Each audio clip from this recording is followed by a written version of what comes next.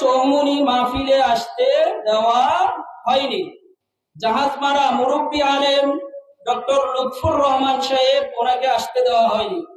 সেই মুরব্বী আলেম এই দুঃখ কষ্ট নিয়ে দুনিয়া থেকে বিদায় নিলেন। যারা আল্লাহর এই কোরআনের মাহফিলে বাধা দিয়েছে তাদের পতন তিনি দেখে যেতে পারেননি। এরপরে চরচেঙ্গা আল্লামা তারেক মনোয়ারের মাহফিল বন্ধ করে দেওয়া হয়েছিল।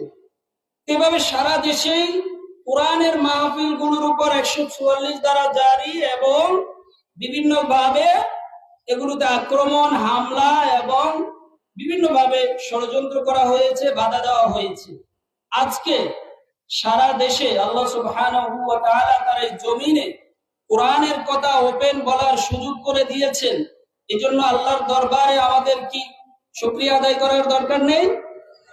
আল্লাহ সুবহানাহু ওয়া তাআলা 16 বছরের জুলুম নির্যাতন, কোরআনের মাহফিলের উপর বাধা, আলেম ওলামাদেরকে নির্যাতন, ইসলামের বিরুদ্ধে ষড়যন্ত্র, এই গত 16 বছর আমরা যে সকল সমস্যাগুলো ফেস করে এসেছি সেগুলো থেকে আল্লাহ সুবহানাহু ওয়া তাআলা আমাদেরকে মুক্ত করেছেন।